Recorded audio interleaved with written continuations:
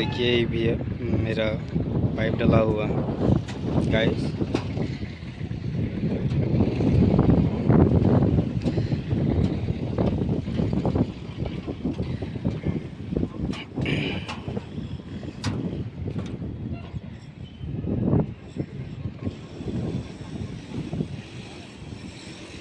ये काम हो रहा है।